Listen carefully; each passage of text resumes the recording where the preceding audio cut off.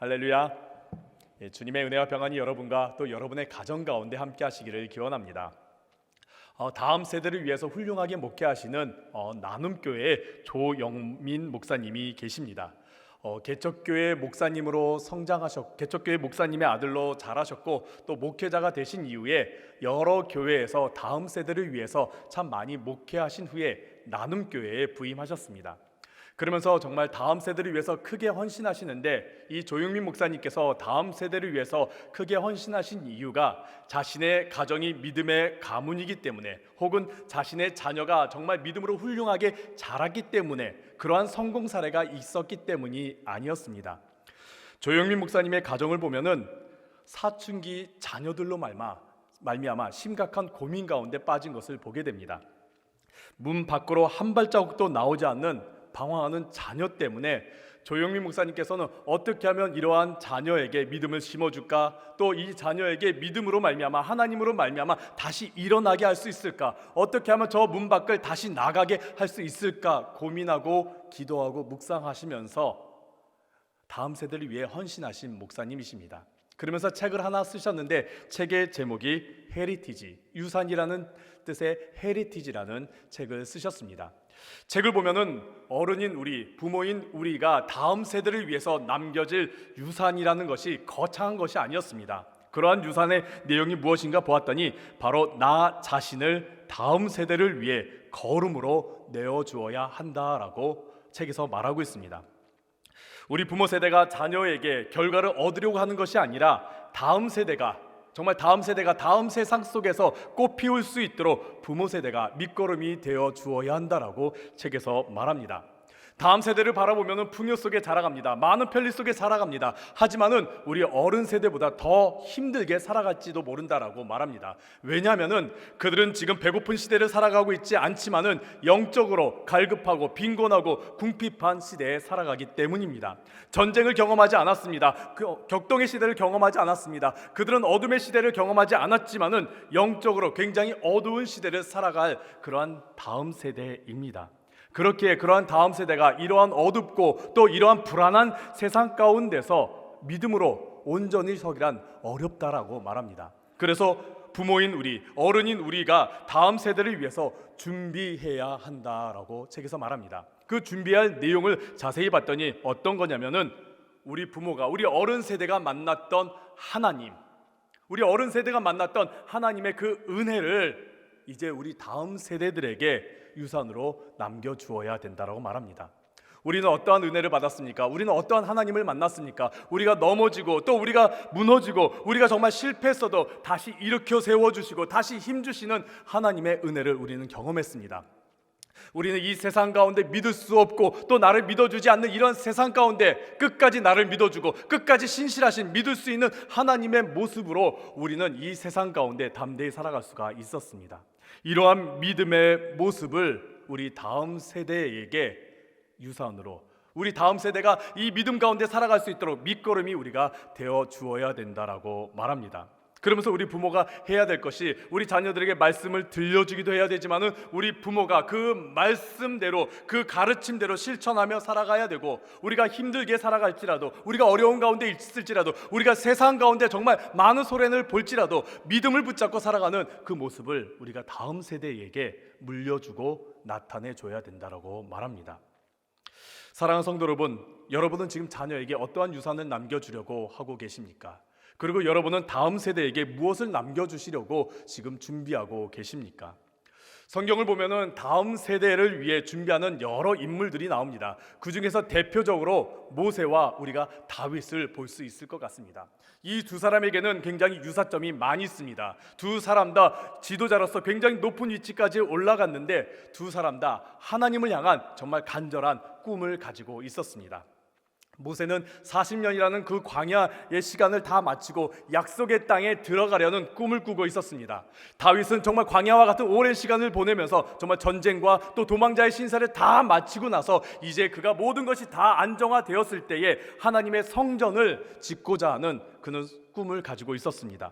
두 사람 다 이런 하나님을 향한 소망, 그 꿈을 가지고 있었고, 그 꿈을 이룰 그 시기가 바로 눈앞에 다가왔을 때에 하나님께서 그 모든 것을 허락지 않으셨습니다.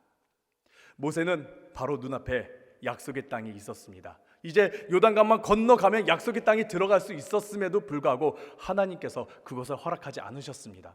다윗은 도망자 신세 그 전쟁이 다 마치고 나서 이제 안정화를 거치고 이 안전된 세상에서 하나님의 성전을 지으려는 모든 만반의 준비를 다 마쳤는데 하나님께서 허락지 않으셨습니다. 바로 눈앞에서 하나님께서 허락하지 않으신 것이지요. 인간적으로 볼 때 억울하기도 하고 또 섭섭하기도 하고 또 아쉽기도 할지도 모릅니다. 지금 현대 세상에 있는 사람들처럼 자신이 원대로 되지 않아 거부당했을 때 분노했을지도 모릅니다. 하지만 성경을 보니까 이 둘은 달랐습니다. 이 둘은 하나님의 그 거부하심에 순종하였고 그 다음에 곧바로 다음 세대를 위하여 준비한 모습을 볼 수 있습니다. 모세는 다음 세대를 위하여서 이제 다음 세대가 요단강을 건너 약속의 땅에 들어갔을 때에 그 약속의 땅에서 어떻게 살아야 할지 그것을 쓴 신명기서를 준비하였습니다. 다윗은 어떠했습니까? 이제 다음 세대가 성전을 짓기 위해서 모든 재료, 모든 사람들, 모든 환경과 조건과 설계도를 준비하였습니다. 다음 세대를 위하여 모세는 신명기를 준비하였고 다음 세대를 위하여 다윗은 성전을 건축한 모든 환경과 조건을 준비하였습니다. 오늘 이 중에서 우리가 다윗에 대해서 우리가 함께 나눠보고자 합니다. 신명기서는 우리가 주일날 담임 목사님의 말씀을 통해 듣기 때문에 오늘은 다윗에 대해서 우리가 함께 나누어 보도록 하겠습니다. 오늘 본문은 역대기서입니다. 역대기서는 사무엘서와 또 열왕기서와 함께 이스라엘의 역사를 다루고 있습니다. 특별히 남유다의 역사를 다루고 있습니다.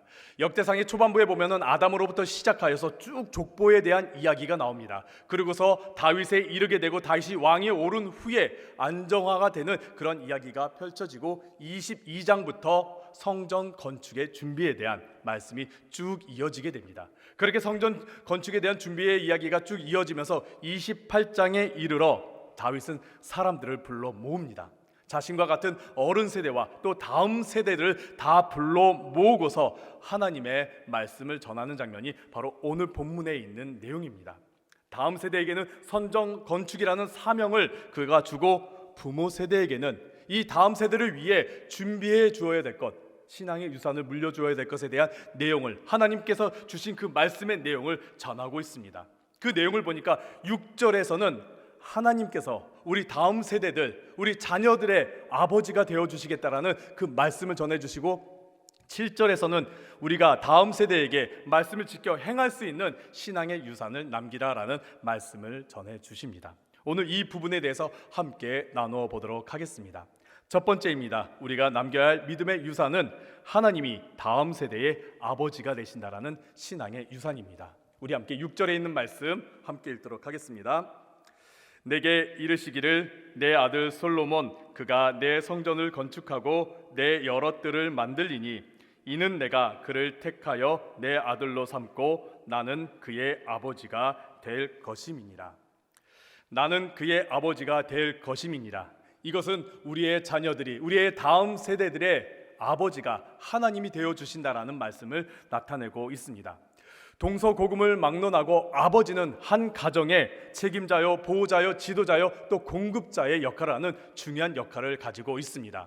그래서 아버지가 없다라는 것은 그 가정이 굉장히 불안한 상태이고 또 그 가정이 위험에 노출되어 있다라는 것을 보여주고 있습니다. 그래서 성경을 보면은 과부와 고아와 나그네를 특별히 관심을 가지고 그들을 잘 돌보고 그들을 챙길 것을 말하고 있는데 왜냐하면은 그들을 보호하고 지켜줄 아버지와 같은 존재가 없기 때문인 것입니다. 이러한 아버지의 존재와 아버지의 역할이 굉장히 중요한데 현대에 이르러서 아버지라는 그 이미지가 참 부정적으로 다가올 때가 많이 있습니다. 기독교 영화 중에 쇼 미 더 파더리라는 영화가 있습니다. 다큐멘터리 영화입니다. 워룸과 또 믿음의 길과 또 기도의 힘이라는 기독교 영화를 만든 알렉스 캔드릭이 아버지라는 주제로 기독교 다큐멘터리 영화를 만들었습니다.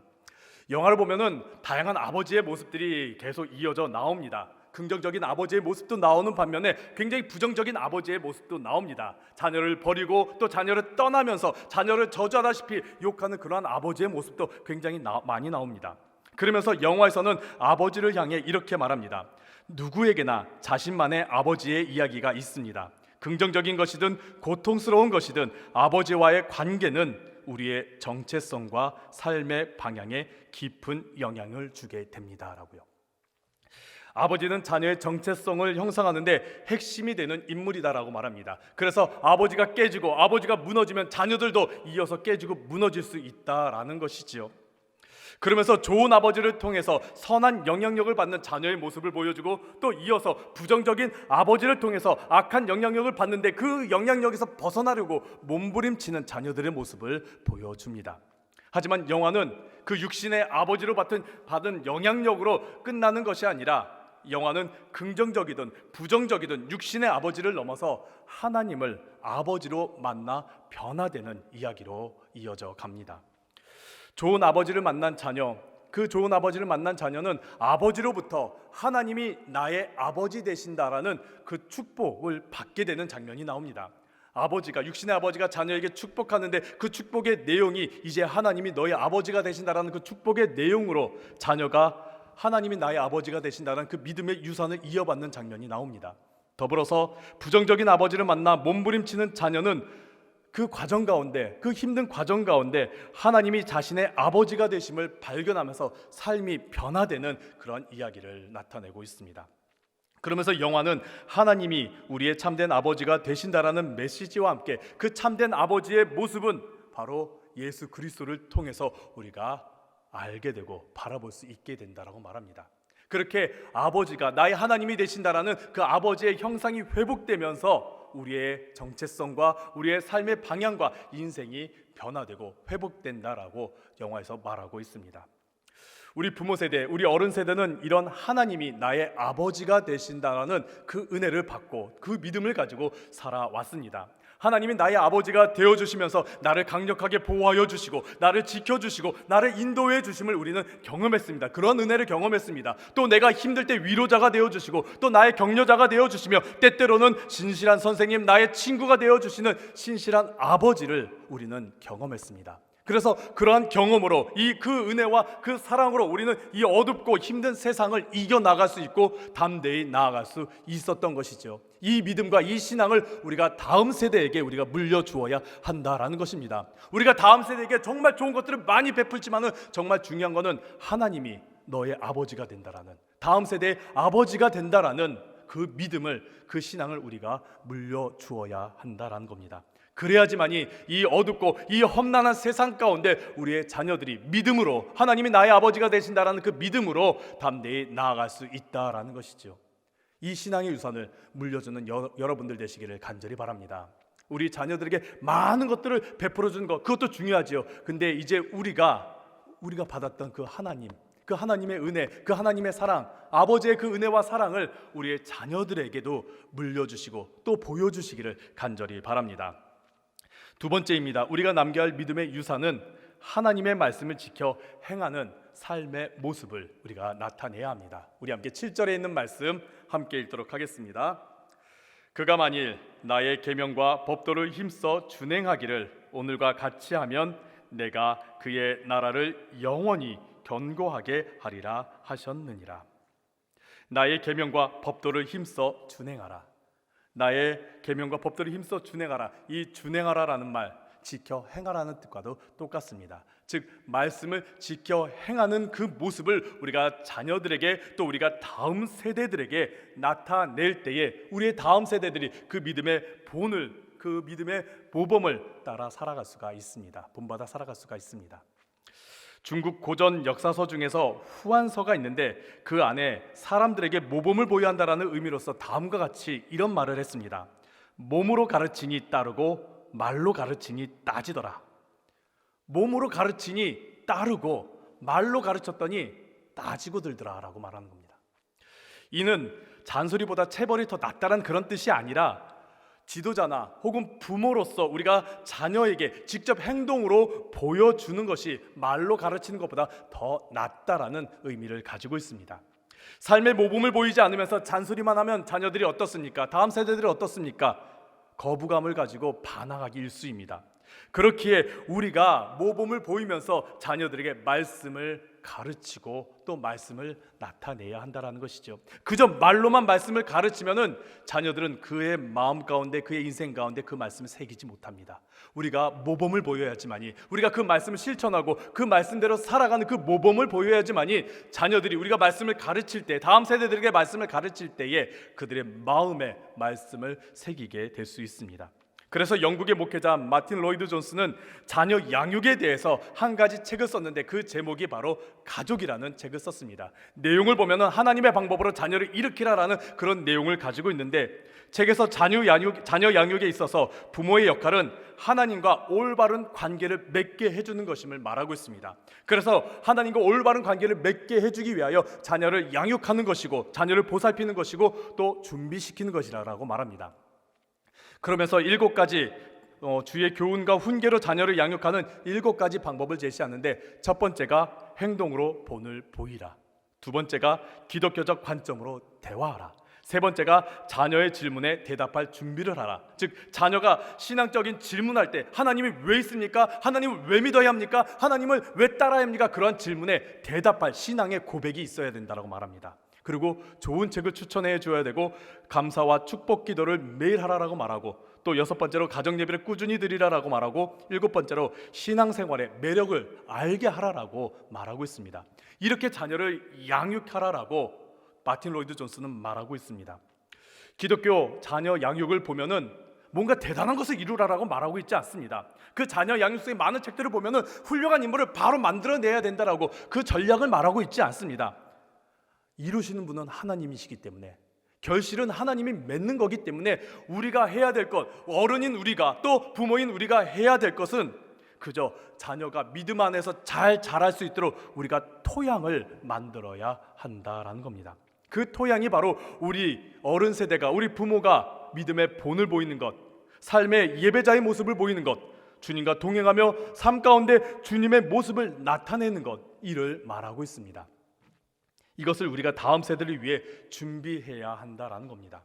다윗도 이러한 준비를 했습니다. 다윗도 성전을 위해서 여러 가지 많은 준비를 했지만은 다음 세대, 그 솔로몬을 위하여서 믿음의 준비, 믿음의 유산의 준비도 많이 했습니다. 그가 아버지로서, 가정에서 아버지로서는 좋은 아버지의 모습을 보이지는 못했습니다. 하지만 신앙적으로는 다윗이 솔로몬에게 정말 좋은 믿음의 모습을 많이 보여주었습니다. 그래서 시편에 많은 신앙의 고백들을 나타내 주었고, 잠언을 보면 솔로몬이 고백하죠. 내가 아버지께 배운 지혜라라 하면서 많은 하나님을 향한 그 지혜의 말씀을 나타내고 있습니다.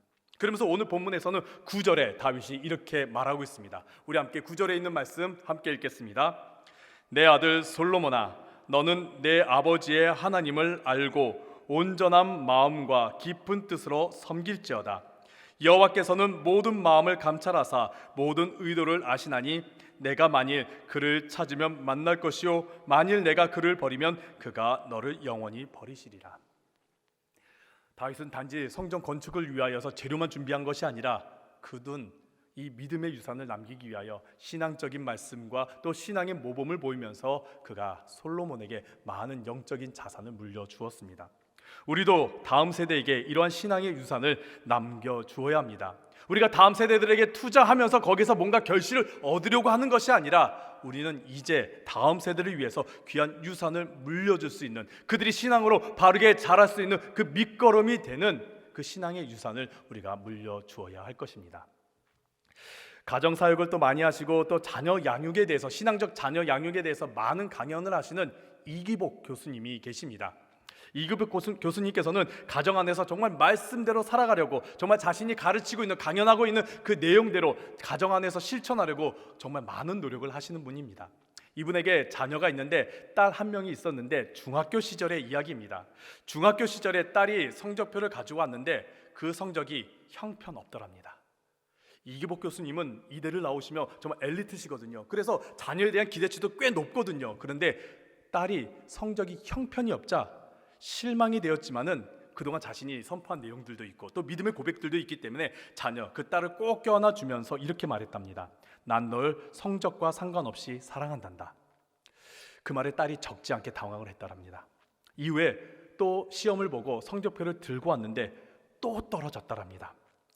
이규복 교수님이 참 힘들었지만, 마음적으로 참 힘들었지만은 그래도 마음을 굳게 먹고 딸을 안아주면서 이렇게 말했답니다. 성적이 또 떨어졌구나. 그렇지만 엄마는 성적과 상관없이 너를 사랑한단다. 그리고 시간이 지났습니다. 또 시험을 봤습니다. 딸이 또 시험을 받아서 성적표를 들고 오는데 이번에는 굉장히 밝은 모습으로, 기쁜 모습으로 엄마 성적표 나왔어 하면서 막 달려오더랍니다. 이규복 교수님은 그 모습을 보고서 마음속으로 크게 기대했답니다. 그래 성적이 올랐나 보구나. 내가 그동안 정말 믿음대로 내가 정말 애를 썼더니 이제 자녀가 변화되고 하나님이 복 주셔서 성적이 올랐나 보구나. 그러면서 큰 기대를 하면서 이제 딸이 오는 것을 반기고 있는데 딸이 달려오면서 이렇게 말했답니다. 엄마 성적표 받았어. 근데 또 떨어졌어. 그 순간 실망감이 크게 밀려오더랍니다. 내가 자녀를 잘못 키웠나? 내가 믿음대로 키우고자 했는데 내가 자녀를 잘못 키운 것은 아닌가? 그리고 저것은 왜 저렇게 뻔뻔하게 밝게 달려들고 있지? 그러면서 실망이 되고 또 후회도 되고 또 마음이 참 무너지고 있는 거 그런 것 같은데, 그런 마음을 잘 가다듬고 나서 곰곰이 생각해 보니까 감사가 밀려오더랍니다. 왜냐하면은 딸이 성적이 떨어졌는데, 실패했는데, 문제가 생겼는데 밝은 모습으로, 기쁜 모습으로 엄마에게 달려오는 그 모습이 너무나 감사가 되더랍니다. 세상에 많은 자녀들이, 세상에 많은 다음 세대들이 실패하고 낙심하고 절망하면은 부모님을 피해 숨거나 어디로 도망치거나 혹은 나쁜 문제 가운데 빠지거나 하는 그런 문제가 많이 일어나는데, 자신의 자녀는 실패하고 또 문제가 생겼음에도 불구하고 성적이 엉망인데도 불구하고 기쁜 마음으로 엄마에게 달려오는 그 모습이 너무나 감사했더랍니다. 그러면서 이규복 교수님이 계속해서 그 딸을 향하여서 신앙적으로 잘 양육하셨고 그 딸은 잘 성장하여서 지금 엄마 이규복 교수님을 돕는 귀한 동역자, 믿음의 동역자가 되고 또 믿음의 가정을 이어가고 있다라고 말합니다. 사랑하는 성도 여러분, 우리가 다음 세대에게 물려줄 거는요 거창한 것들이 아닙니다. 또 우리가 다음 세대에게 물려줄 것들이요 정말 많은 재산도 아니고 많은 업적들도 아닙니다. 우리가 물려줘야 할 거는 하나님의 사랑, 하나님의 은혜, 하나님께서 나를 지켜주시고 나와 함께 하시고 나와 동행해 주신다라는, 나의 아버지 되신다라는 그 믿음, 그 신앙을 우리가 자녀들에게 물려주어야 합니다. 어떻게 보면은 우리는 그 믿음의 유산을 물려받은 세대일지도 모릅니다. 우리 부모님 세대 어떠했습니까? 우리 할머님, 저희 할머니만 보더라도 성경을 읽으실 때 한글 제대로 모르셨습니다. 그렇지만은 성경 말씀을요 어떻게든 읽으시려고, 어떻게든 그 성경 말씀을 들으시려고 많은 노력을 하셨습니다. 또 언제나 기도하신 모습을 보여주셨고, 또 말씀을 들으면은 그 말씀대로 살아가려고, 그 말씀이 너무나 귀해서 그 말씀을 붙잡으려고 노력하셨던 많은 모습들을 보여주었습니다. 그러한 모습을 우리가 물려받았고 우리 춘천중학교회가 이렇게 세워지게 된 것이지요. 우리는 알게 모르게 그러한 신앙의 유산을 물려받은 자들입니다. 이제 우리는 이러한 신앙의 유산을 다음 세대에게 물려주어야 할 것입니다. 사랑하는 성도 여러분, 우리가 받은 이 귀한 유산을 다음 세대에게 물려주시기를 간절히 바랍니다. 우리 다음 세대가 이 땅 가운데 예수 그리스도의 향기를 나타내 그 꽃이 피어지기를, 또 우리 다음 세대가 하나님께 영광 돌릴 수 있는 그러한 세대가 되기를, 우리가 그 토양을 마련할 수 있는 밑거름이 되어주시기를 간절히 바랍니다. 그 믿음으로 살아가고 또 그 믿음을 물려주시는 여러분들 되시기를 간절히 바랍니다.